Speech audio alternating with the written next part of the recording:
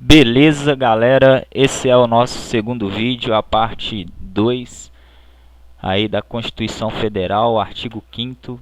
A gente parou no inciso de número 13. Está escrito assim: é livre o exercício de qualquer trabalho, ofício ou profissão, atendidas as qualificações profissionais que a lei estabelecer. Fácil, simples. Atendidas as qualificações profissionais que ela estabelecer. Só temos que nos atentar, pessoal, para esse trecho aqui, ó. Finalzinho, né? Segunda parte, pode assim dizer, do inciso. Por quê? Olha a primeira parte, o que diz: é livre o exercício de qualquer trabalho, ofício ou profissão. Então, qualquer pessoa pode ser, por exemplo, um artesão. Qualquer pessoa pode ser um marceneiro e por aí vai. Ou seja, profissões que não têm ali uma qualificação específica exigida em lei. Como poderia ser, por exemplo, na parte 2 aí, a sublinhada, o caso, né, do médico, né, do advogado que tem ali que passar pela Ordem dos Advogados do Brasil, aquela prova da OAB. Por exemplo, um piloto de avião. Ou seja, uma pessoa não pode, eu quero pilotar avião, eu desejo isso e agora eu vou pilotar avião. Não pode virar médico e cirurgião da noite para o dia. A lei estabelece em certas profissões, né, uma qualificação profissional. Todavia, se não houver essas qualificações, uma exigência delas, é livre o exercício de qualquer trabalho, ofício ou profissão.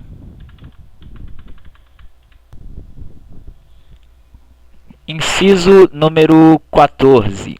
É assegurado a todos o acesso à informação, resguardado o sigilo da fonte, quando necessário ao exercício profissional. Pessoal, é assegurado a todos o acesso à informação. A informação, ela é um bem público, né? Todos têm acesso à informação. Todavia, é resguardado o sigilo da fonte, ou seja, um jornalista ali na sua atividade conseguiu entrar em uma comunidade, conseguiu entrar em uma favela. Ali ele entrevistou muitos menores infratores, homens do crime organizado, por exemplo. Fez um documentário, fez ali o seu vídeo, tampou o rosto daquela pessoa. E depois chega a PM, chega a Polícia Federal, Civil e pede a identidade, pede a identificação daquelas pessoas. Está resguardada, esse jornalista está resguardado pela Constituição a não revelar o sigilo da sua fonte, né, quando necessário ao exercício profissional. Então, é o que vem dizendo o inciso do artigo 5º da Constituição Federal, que todos têm esse acesso à informação, todavia é resguardado o sigilo da fonte. Vamos aqui para o próximo slide.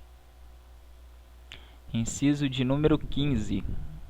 É livre a locomoção no território nacional em tempo de paz, podendo qualquer pessoa, nos termos da lei, nele entrar, permanecer ou dele sair com seus bens.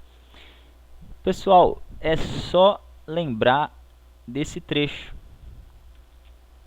Tempos de paz. Ok? Por quê? É livre a locomoção no território nacional. Em qualquer tempo pode cair na prova? Não. Não é em qualquer tempo. É em tempo de paz. Se liga nisso aqui, tempo de paz. Podendo qualquer pessoa, nos termos da lei, nele entrar, permanecer ou dele sair com seus bens. Ok? Então não se esqueça desse trecho aqui, tempos de paz.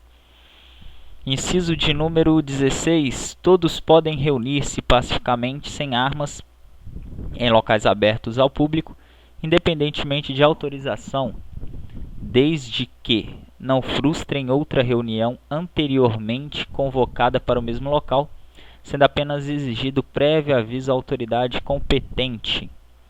Então aqui é um inciso grande, mas muito simples também. Observe. Todos podem reunir-se pacificamente, não em baderna, não em desordem, não em atentado contra a ordem pública, contra a paz. Não, tem que ser pacificamente e sem armas. Ah, eu vou me reunir pacificamente, mas eu vou reunir armado. Não. A Constituição diz que pacificamente, mas sem armas, em locais abertos ao público, independentemente de autorização, desde que não frustrem outra reunião anteriormente convocada para o mesmo local. Então não precisa de autorização, pessoal. Pode cair lá a questão negando isso, dizendo que o inciso 16 da Constituição impõe que é necessária autorização para reunir-se em locais abertos. Não, é falsa essa afirmação, né? Porque independe de autorização.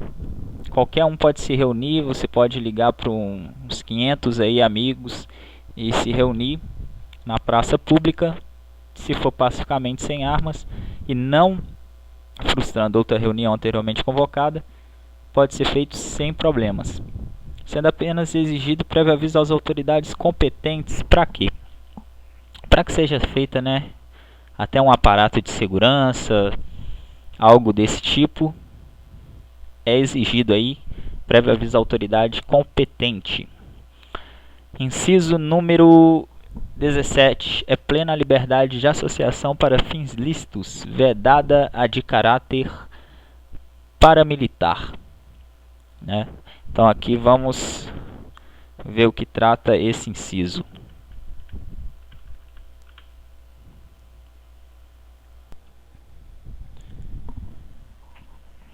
Então aqui temos que é plena liberdade de associação. Associação não é reunião, né? Associação é diferente de reunião. Por quê? A associação ela tem um caráter de permanência, né? Tem um caráter objetivo, de objetivo. Então pode ser, né, é plena liberdade de se associar, de associação para fins lícitos. O que são fins lícitos? Lícito é tudo aquilo que não é contra a lei, ou seja, que a lei não proíbe, né, que a lei permite, são fins lícitos. Vedada de caráter paramilitar. Paramilitar é aquele caráter, né, de uma reunião com pessoal fardado, com pessoal em ordem militar, onde tem comandos específicos. Tudo isso pode caracterizar uma reunião, uma associação com caráter paramilitar. Todavia, é vedado esse tipo de associação, e não tendo um caráter paramilitar, sendo para fins lícitos, é plena a liberdade de associação. Próximo inciso, vamos ver aqui, inciso 17, inciso 18. A criação de associações e na forma da lei, a de cooperativas, independem de autorização, sendo vedada a interferência estatal em seu funcionamento. Então também muito parecido com o último inciso, diz o seguinte, que a criação de associações, a gente viu, né, que sendo para fins lícitos e não tendo caráter paramilitar, tá ok? Na forma da lei. E agora ele acrescenta: cooperativas independem de autorização. Então eu não preciso de autorização para criar aí uma cooperativa, uma associação. Eu não dependo de autorização, independem de autorização. Sendo vedado, ou seja, a gente já viu sendo proibida, né, a interferência estatal, a interferência do Estado no funcionamento dessa cooperativa, dessa associação. Inciso 19. As associações só poderão ser compulsoriamente dissolvidas ou ter suas atividades suspensas por decisão judicial, exigindo-se no primeiro caso trânsito em julgado.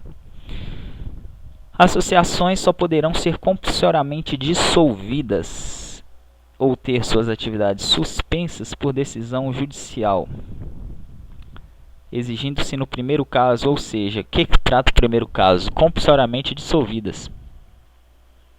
Só será compulsoriamente dissolvida, né, exterminada, pode-se dizer assim, uma associação por decisão judicial. E nesse primeiro caso aqui, eu vou sublinhar para vocês, nesse primeiro caso, se exige o trânsito em julgado, ou seja, o que é o trânsito em julgado? É uma ação, uma decisão judicial que já está em trânsito de julgamento, ok? Exigindo-se no primeiro caso trânsito em julgado. Atividades suspensas por decisão judicial.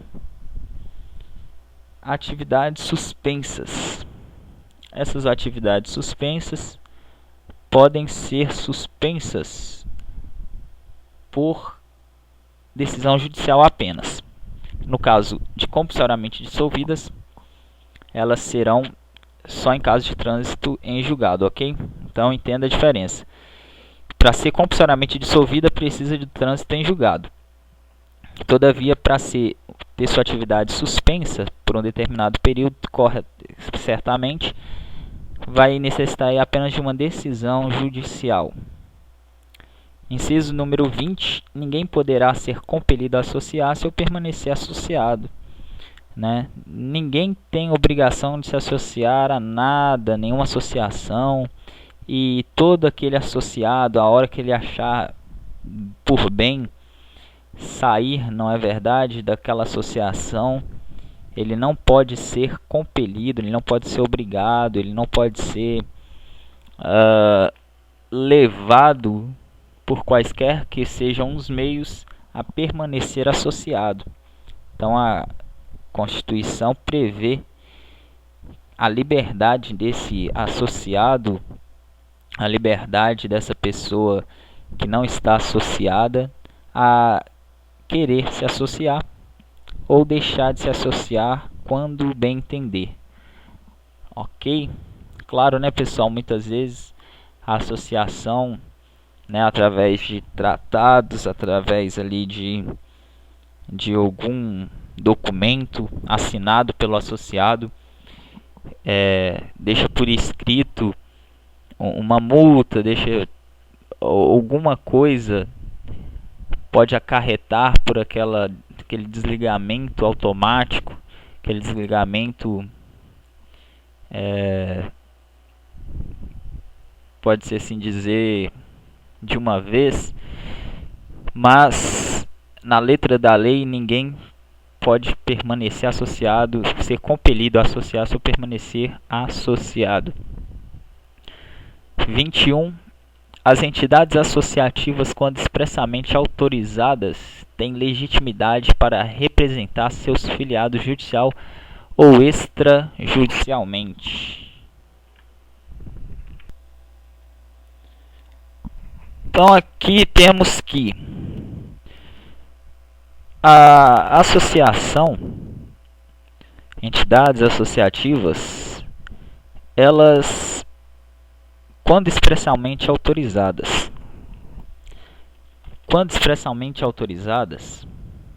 quer dizer o seguinte: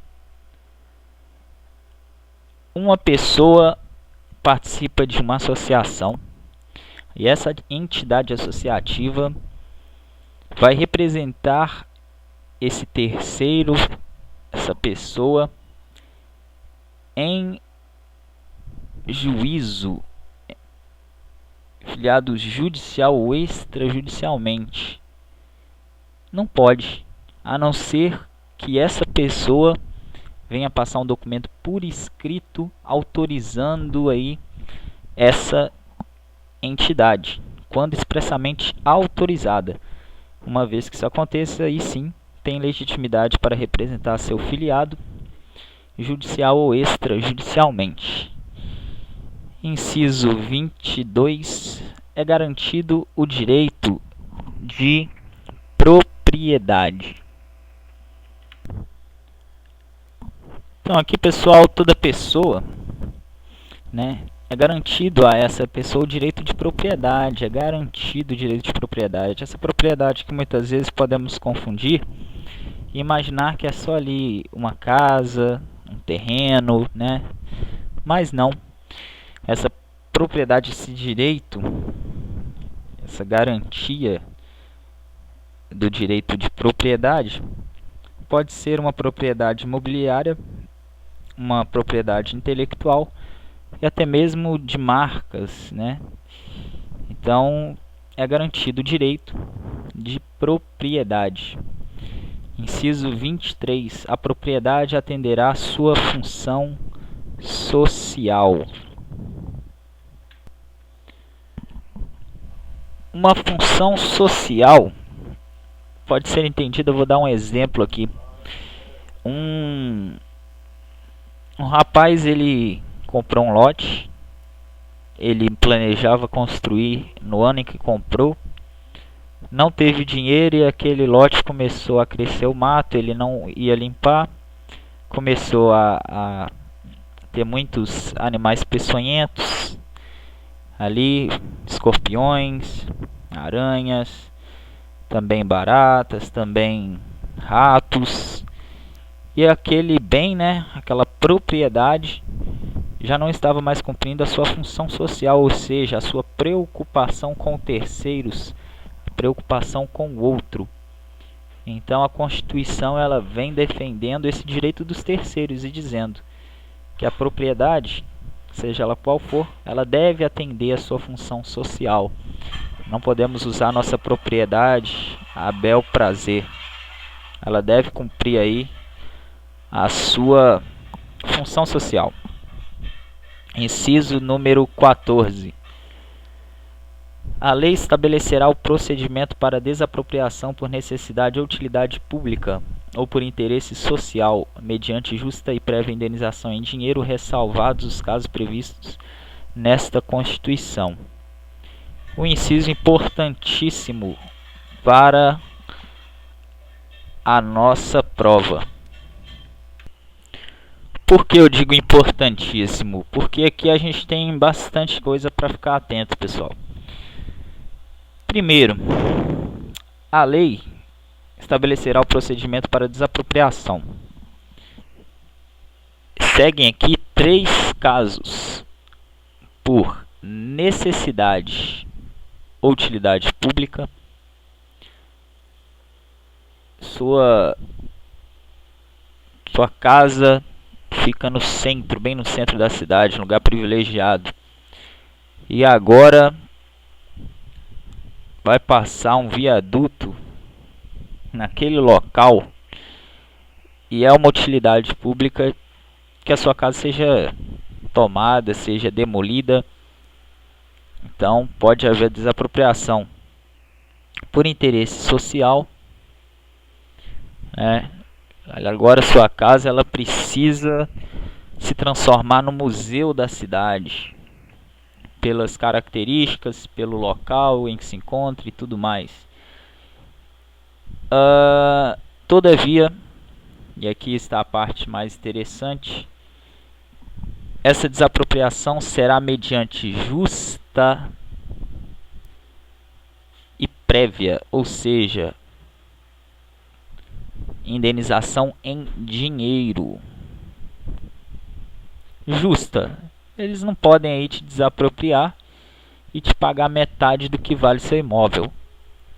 Prévia, não vai ser passado seu imóvel para o patrimônio público e depois eles vão te indenizar. Não, primeiro eles vão te dar uma prévia e justa indenização em títulos, em automóveis, não em dinheiro, né, constitucional, em dinheiro, ressalvados os casos previstos nesta Constituição. Ok? Então, não se esqueça aí, ó, necessidade, a desapropriação pode ocorrer, mas com justa, prévia e em dinheiro a sua indenização. E aí ele coloca, né, legisladores colocaram aqui, ressalvados os casos previstos nessa Constituição. É a mesma ideia daquele início lá que a gente viu, homens e mulheres são iguais, né, nos termos dessa Constituição. Aquilo que for além dessas medidas vai ser ressalvado pela Constituição Federal. Mas na letra da lei, esse é o inciso de 14, né? Beleza, vamos aqui para o último inciso desse vídeo, que é o 25. Não é 14, né? Me perdoe, aqui é o 24. E agora a gente vai para o inciso 25. No caso de iminente perigo público, a autoridade competente poderá usar de propriedade particular assegurada ao proprietário indenização ulterior se houver dano. Muito importante esse inciso. Veja bem, no caso de eminente perigo público. Então, qual que é a condição? Eminente perigo público. O que é um eminente perigo público? Eminente perigo público é aquele perigo que vai afetar a sociedade, vai vir de impacto ao interesse público. A autoridade competente poderá usar de propriedade particular, ou seja, da sua casa, da sua empresa, assegurada ao proprietário indenização, eles vão te indenizar. Todavia é diferente do inciso anterior. Por quê?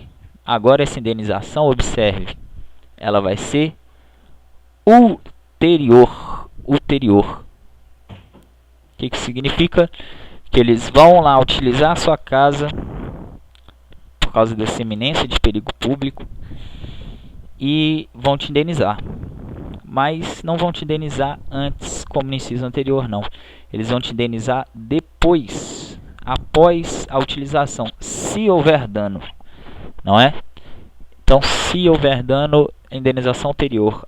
A Constituição não diz o valor, a Constituição não afirma que vai ser justo, todavia vai ser ulterior se houver dano. Um pouquinho mais salgado do que o último, né, pessoal? Então, beleza. Essa foi a aula de hoje. Encerramos aqui na faixa dos 20 minutos também. E depois a gente continua a partir aqui do inciso número 26. Um abraço e até mais. Tchau, tchau.